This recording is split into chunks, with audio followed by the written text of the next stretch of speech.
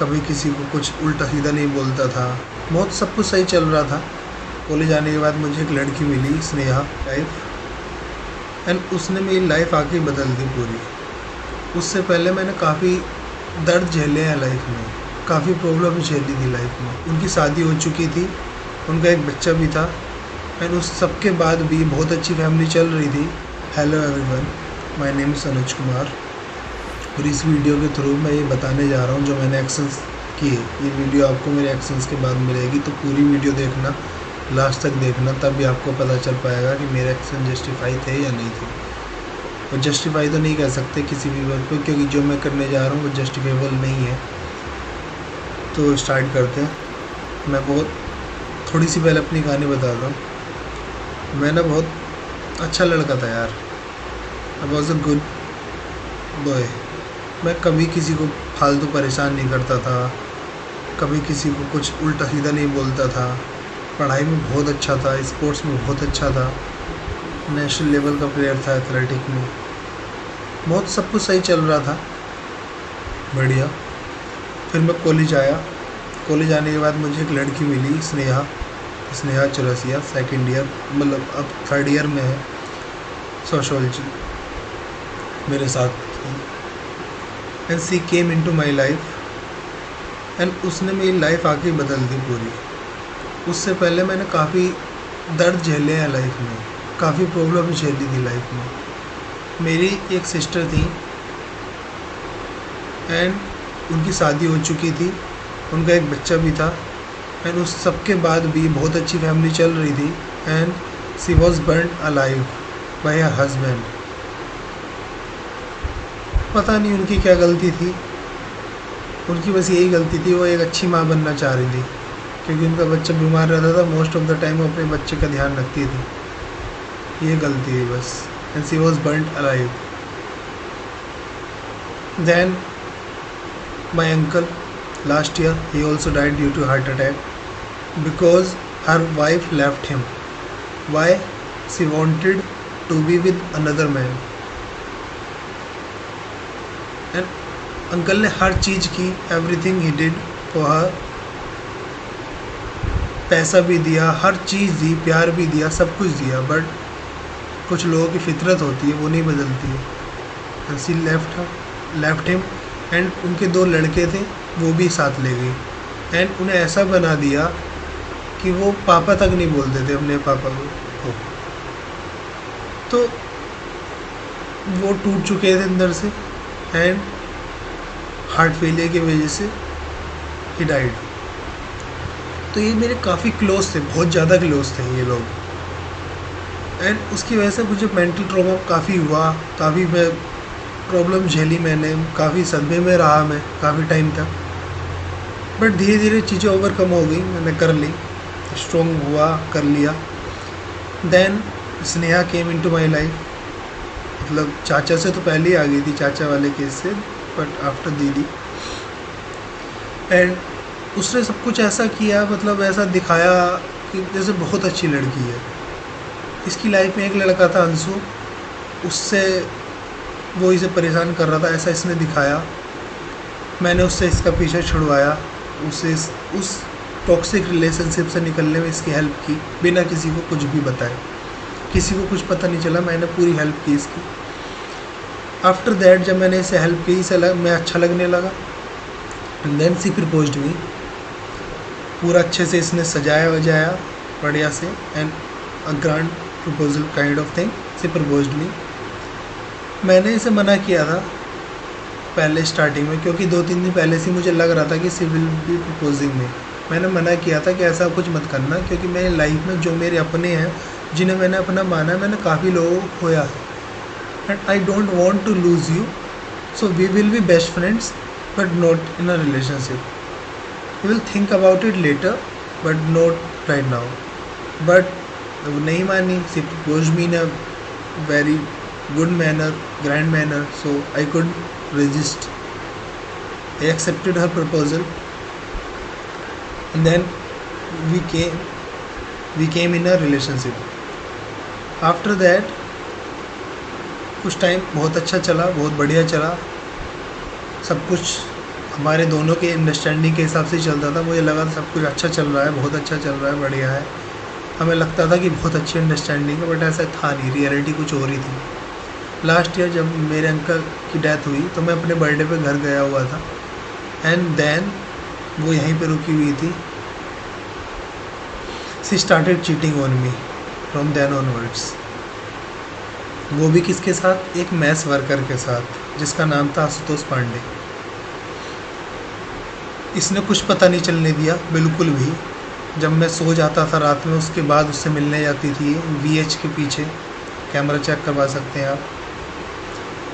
जब मैं सो जाता था उसके बाद ही उस पर कॉल पे मैसेज पे बात करती थी, और जब मुझसे मिलने आती थी सब कुछ डिलीट करके आती थी। वो मुझे कैसे पता चला? पूरे 1 साल तक इसने चीट किया मुझे, एंड उस बंदे के साथ इसने सब कुछ किया जो कर सकती थी, जो मेरे साथ भी करती थी, like in a relationship, physical relationship, everything she did.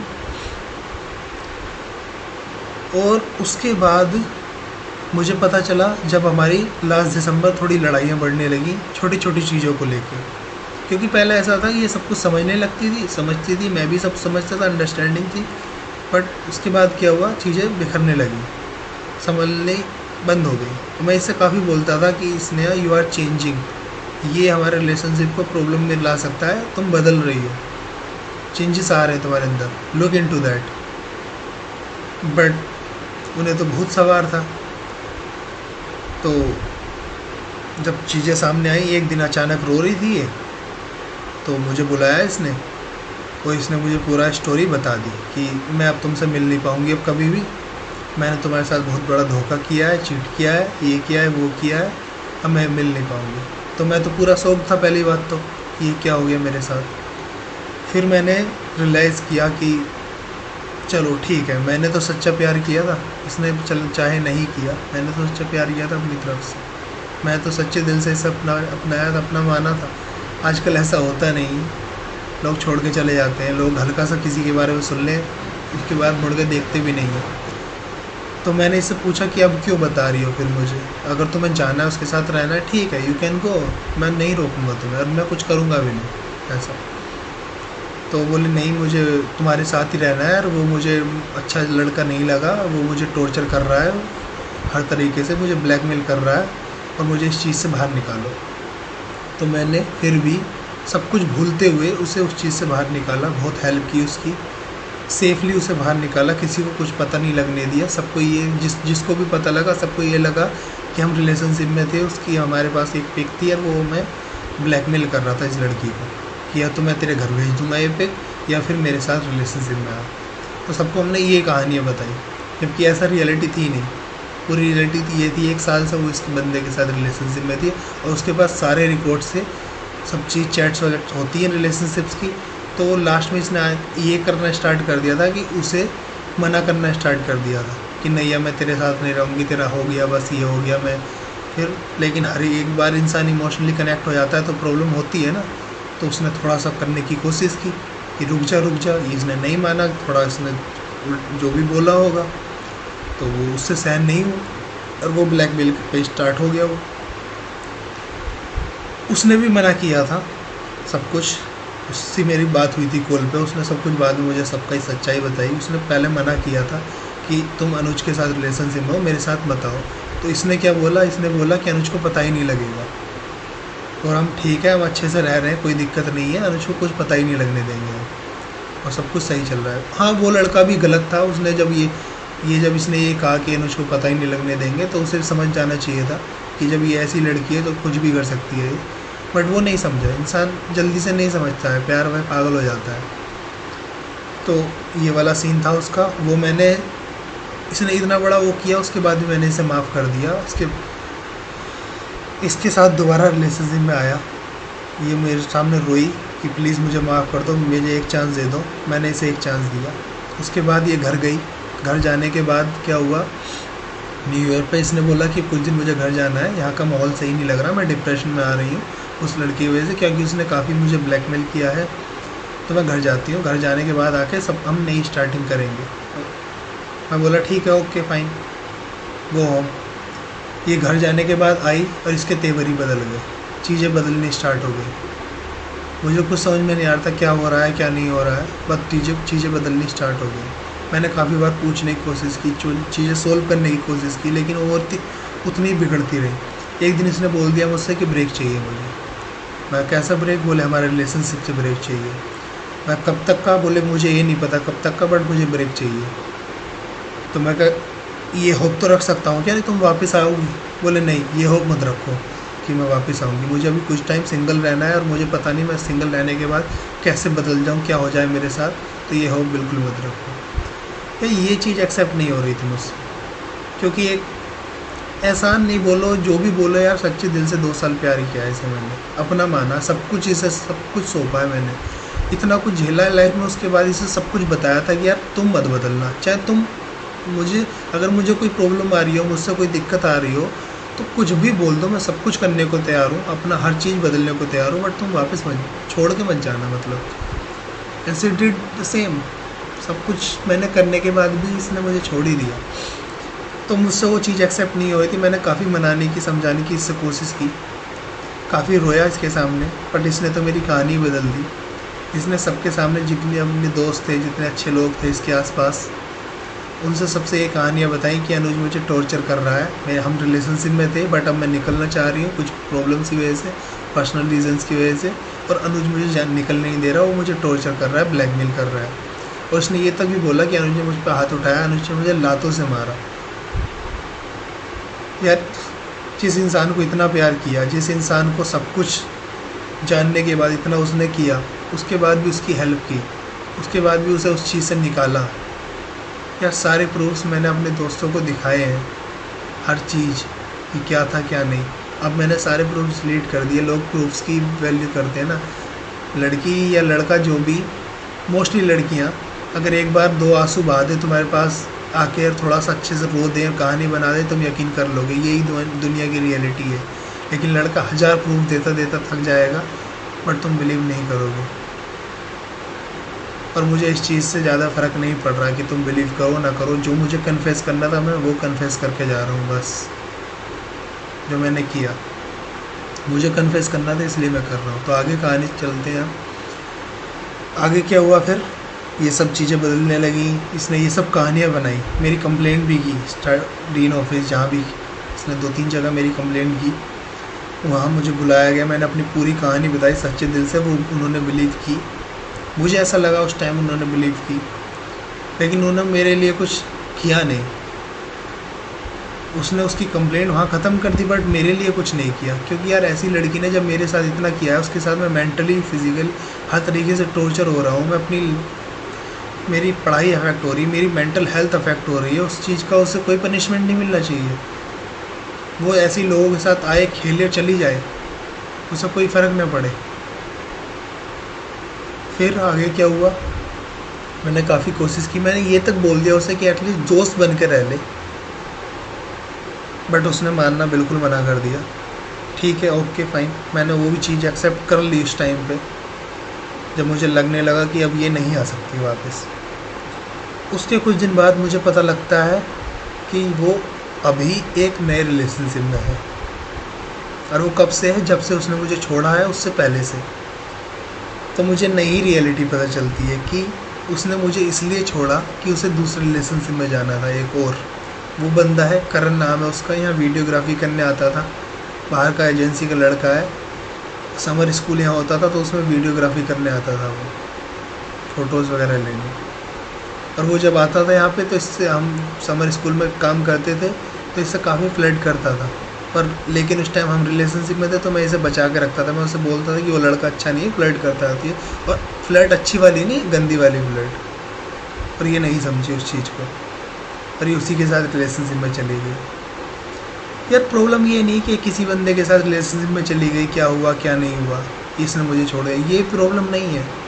Main चीज़ पता है क्या है? जब इंसान अंदर से कब टूटता है? इंसान अंदर से तब टूटता है जब तुम्हें सब कुछ झूठ बोल रहा होता है, तुम्हारे सामने दिखावा कर रहा होता है, तुम्हारी ज़िंदगी बर्बाद कर रहा होता है, और साइड में मज़े ले रहा होता है, एंजॉय कर रहा होता है। And she did the same thing.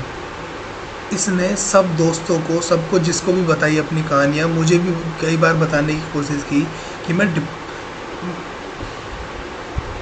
Depression में जा रही हूँ, मुझे प्रॉब्लम हो रही है, मैं अंदर अंदर घुट रही हूँ, मर रही हूँ, मैं दवाइयाँ ले रही हूँ, डॉक्टर्स के पास जा रहे हैं, डॉक्टर्स थेरेपीज़ ले रही हूँ, जबकि ऐसी रियलिटी थी ही नहीं।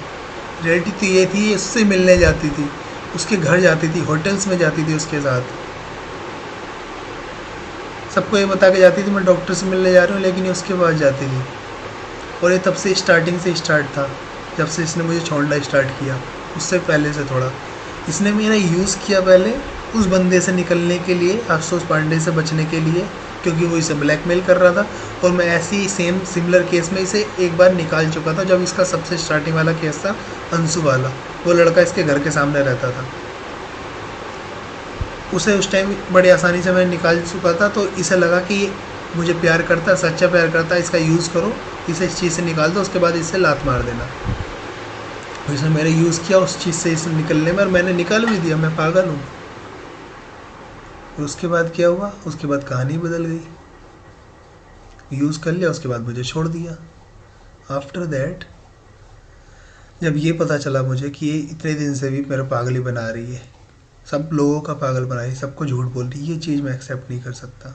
एक चीज़ कोई भी इंसान एक्सेप्ट नहीं कर सकता। ठीक है यार, तुम रिलेशनशिप में कंपेटेबल नहीं हो पा रहे, सबसे पहली चीज़ क्या की जाती है, जो चीज़ें जो प्रॉब्लम्स है उन्हें सॉर्ट आउट किया जाता है। रिलेशनशिप तो ख़त्म नहीं कर दिया जाता ना एकदम ऐसे ही नॉर्मली कि आए ख़त्म कर दिया एकदम, चीज़ें सॉर्ट की जाती हैं। इसने सॉर्ट करने की कोशिश ही नहीं की कभी, सबको ये बताया मैंने, बहुत कोशिश की, बट कभी किया नहीं।